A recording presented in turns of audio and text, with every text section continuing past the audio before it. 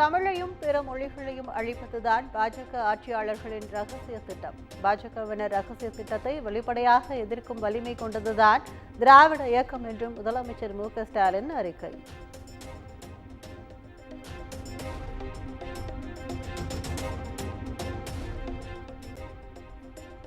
தெலுங்கை தாய்மொழியாக கொண்ட மாநிலத்தில் பணியாற்றியதால் அந்த மொழியை தமிழிசை கற்றிருக்கிறார்.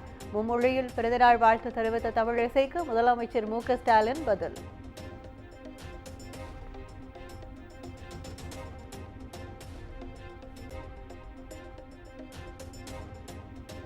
தினமும் வரும் புது புது கட்சிகள் எல்லாம் திருவிழாவில் விடும் வானவேடிக்கை போல் காணாமல் போய்விடும். தமிழக வெற்றிக் கழகத்தை சாடி அமைச்சர் துரைமுருகன் பேட்டி.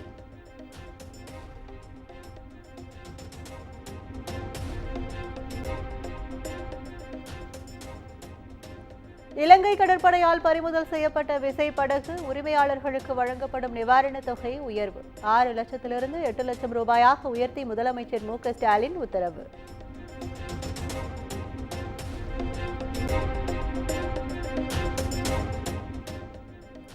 இலங்கை சிறையிலிருந்து விடுவிக்கப்பட்ட 14 மீனவர்கள் விமானம் மூலம் சென்னை வருகை.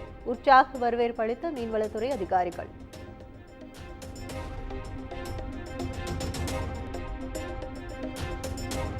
தமிழக மீனவர்கள் மீதான கைது நடவடிக்கையை கண்டித்து 4வது நாளாக ராமேஸ்வரம் மீனவர்கள் போராட்டம். மீனவர்களுடன் மீன்வளத்துறை அமைச்சர் அனிதா ராதாகிருஷ்ணன், ஆட்சியர் உள்ளிட்டோர் பேச்சுவார்த்தை.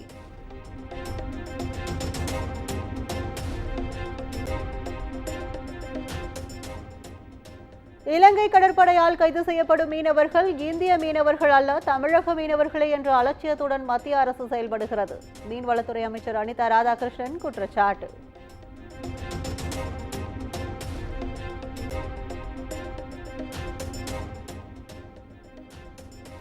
மத்திய அரசு இந்தியை திணிக்க முயற்சித்தால் எதையும் சந்திக்க தயார். ஊரக வளர்ச்சித்துறை அமைச்சர் ஐ. பெரியசாமி சவால்.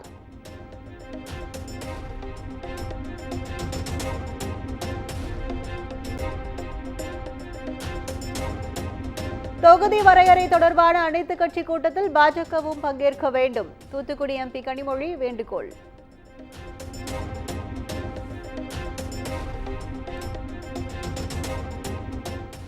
தமிழ் மற்றும் தமிழர் உரிமை குறித்து பேச முதலமைச்சருக்கு என்ன தகுதி இருக்கிறது? நாம் தமிழர் கட்சி ஒருங்கிணைப்பாளர் சீமான் கேள்வி.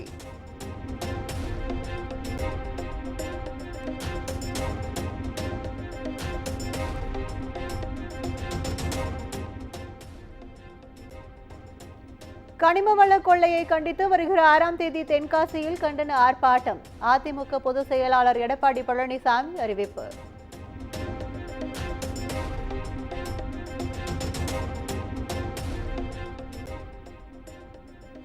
இரண்டாயிரத்து 14 55.87 லட்சம் கோடியாக இருந்த நாட்டின் கடன் தற்போது 181.74 லட்சம் கோடியாக இருக்கும் நிலையில் பாஜக வாங்கிய கமிஷன் எவ்வளவு? அண்ணாமலைக்கு அமைச்சர் தங்கம் தென்னரசு பதிலடி.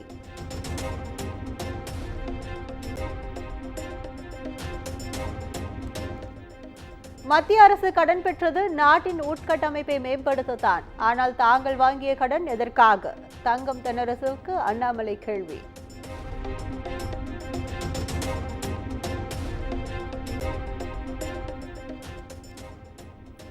காவிரி ஆறும் கூவம் ஆறும் ஒன்றாக முடியாது என முதலமைச்சர் மு.க.ஸ்டாலின் குறித்து அதிமுக முன்னாள் அமைச்சர் ஜெயக்குமார் விமர்சனம்.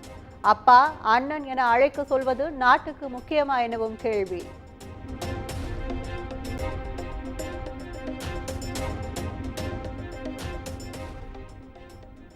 தமிழக அரசியல் வரலாற்றில் துரோகம் என்ற சொல்லுக்கு உவமை எடப்பாடி பழனிசாமி. ஆண்டிப்பட்டியில் நடைபெற்ற செயல் வீரர்கள் கூட்டத்தில் அமமுக பொதுச் செயலாளர் டிடிவி தினகரன் தாக்கு.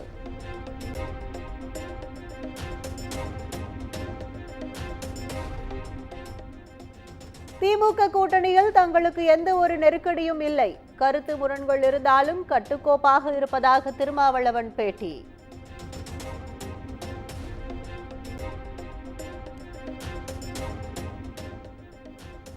தமிழக வெற்றிக் கழகம் சார்பில் சென்னை ராயப்பேட்டையில் வரும் 7ஆம் தேதி இஃப்தார் நிகழ்ச்சி. தவேக தலைவர் விஜய் பங்கேற்பார் என அறிவிப்பு.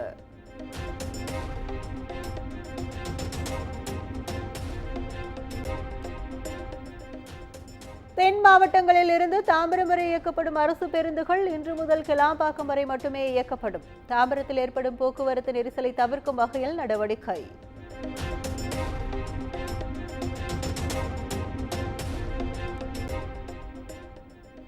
மனிதனின் வாழ்க்கையில் கொண்டு வரும் எந்த திணிப்பும் வெற்றியடையாது. மும்மொழி கொள்கை மற்றும் இந்தி திணிப்பு குறித்த கேள்விக்கு நடிகர் விஷால் பதில்.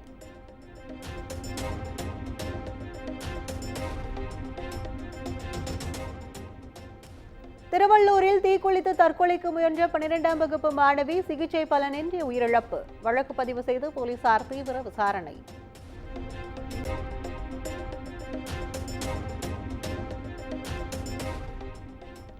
விழுப்புரம் திருவெண்ணைநல்லூர் அருகே காதலனுக்கு தேநீரில் எலி மருந்து கலந்து கொடுத்த விவகாரம். தலைமறைவாக இருந்த காதலியை கைது செய்த போலீஸ்.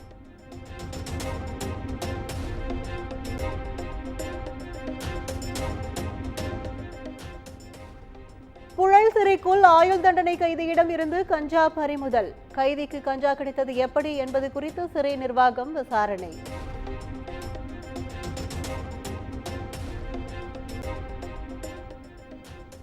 திருப்பதி வரும் பக்தர்களுக்கு தரிசன டிக்கெட் இருந்தால் மட்டுமே அறைகள் ஒதுக்கீடு செய்யப்படும். புதிய நடைமுறையை கொண்டு வந்த தேவஸ்தானம்.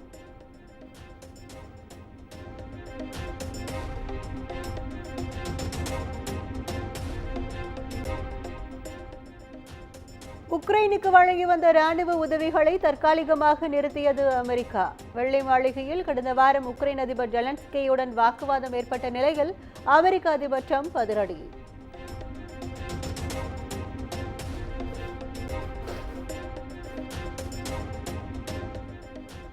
ஜெர்மனியில் கார்னிவல் நிகழ்ச்சியின் போது கூட்டத்திற்குள் புகுந்த கார். இருவர் உயிரிழந்த நிலையில் படுகாயமடைந்த பலர் சிகிச்சைக்காக மருத்துவமனையில் அனுமதி.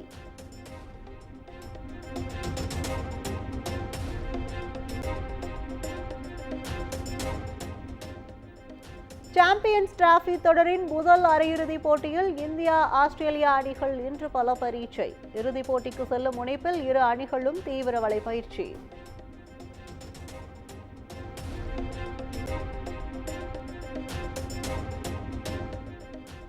கார்த்திக் சுப்புராஜ் இயக்கத்தில் சூர்யா நடிக்கும் ரெட்ரோ திரைப்படம்.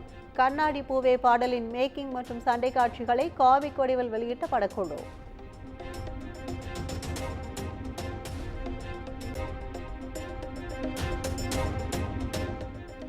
அருண்குமார் இயக்கத்தில் விக்ரம் நடிக்கும் வீரதீர சூரன் பாகம் 2 இடம்பெற்றுள்ள ஆத்தி அடி ஆத்தி பாடல் நாளை வெளியாகும் என படக்குழு அறிவிப்பு.